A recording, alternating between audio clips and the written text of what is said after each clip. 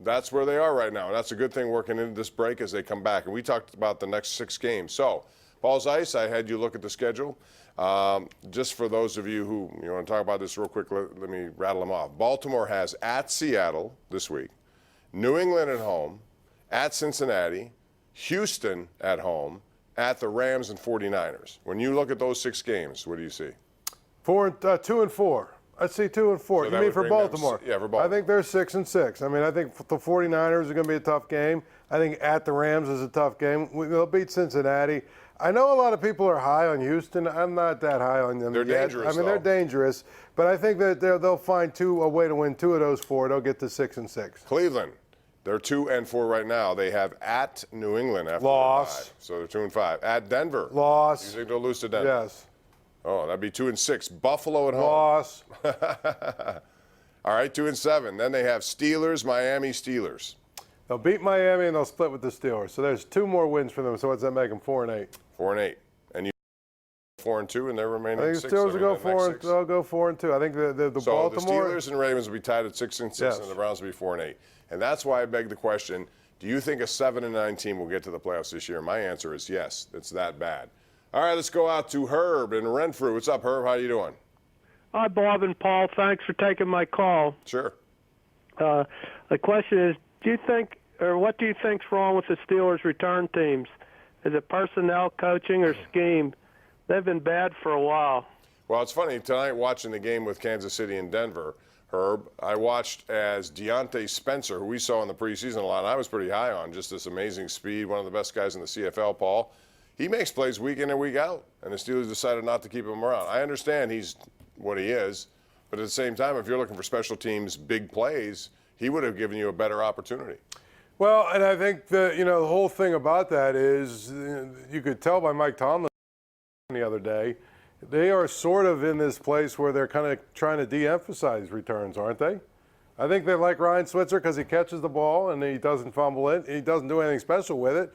And they feel like kickoff returns are becoming a waste because they basically, every one of them is a touchback just about now. Yeah, and that's a shame because I think that's one of the more, exciting games, plays in the game.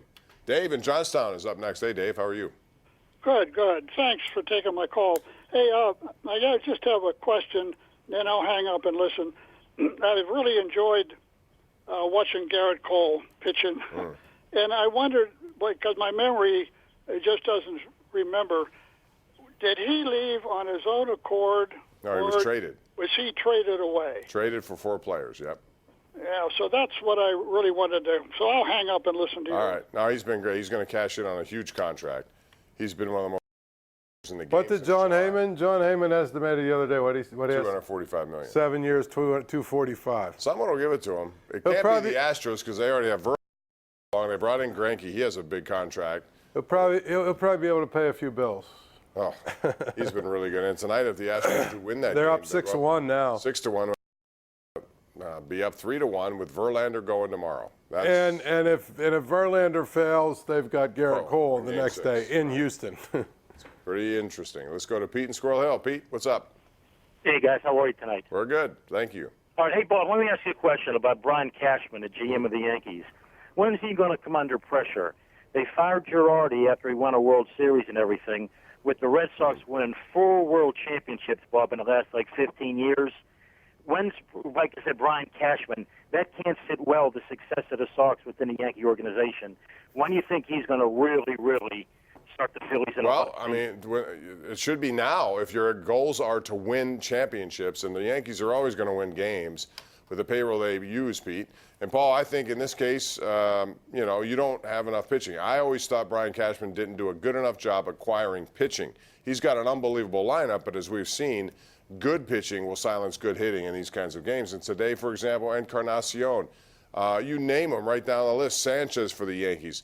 None of these guys are coming through with big hits at all. No, and you can silence, those guys. But here's the thing, Bob, when you're the Yankees, I would think they're one of the teams that will have a chance to go get a Garrett Cole.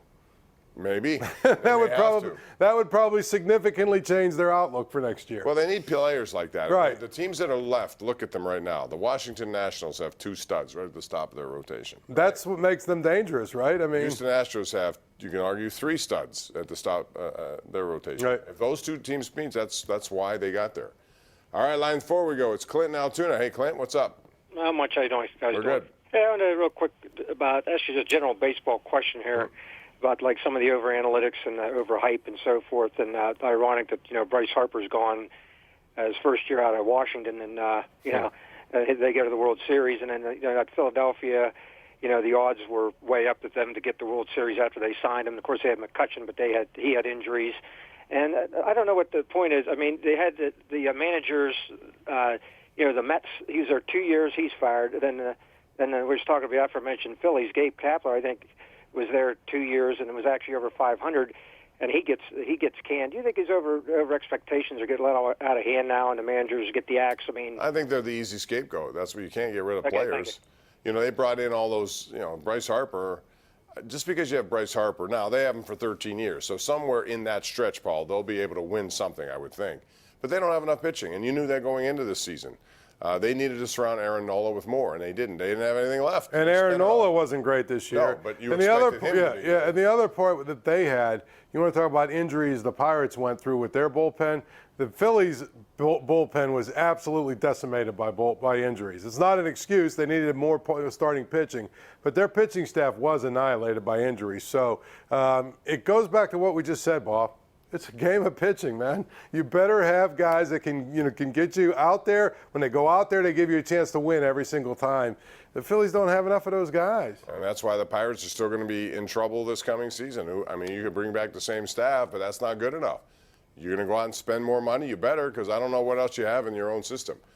Let's go to Bobby in Westview, who joins us here on the Ireland Contracting Nightly Sports Call. Go ahead, Bobby. Oh, yes. I got a couple of things I'd like to say. First of all, thanks for calling, for you listening to me. But first of all, I want to talk about the Pirates. It just seems like every year after year, they start off strong, at the beginning of the season. And then I guess like maybe after the All-Star game, then they start fading. But I think this year they ended up in last place this year, And that's, and I would just like to say, I think though. next to last, didn't they? Or did they? I can't remember. No, they were behind. They were behind the Reds. All right. Well, yeah. Your point is, it's about talent, and over 162 more than any other sport I see, talent will surface. And if you play long enough, you're going to find that team, like St. Louis, for example. They were kind of meandering along all the way, but you knew they had enough talent to put it together, and boy, did they. That doesn't mean they're capable of winning a world championship because they don't have enough pitching either. But they have the talent. And I think, as I say all the time, these short samples that people get us so excited about, these short sample sizes in baseball, I always say it, 162 games does not lie. And we've seen it every single year with the Pirates. I mean, when they were legitimately good, they were able to get to the playoffs. When they were fictionally good, they were good for a few months, and then what happened? They fell apart because 162 games just doesn't lie. By the way, Joe Flacco's been sacked 8 times tonight. In case you're keeping count at home, he's been. Here's a guy. What is he doing? Hey, what's John Elway doing? Get on with his life's work. We'll be back right after this.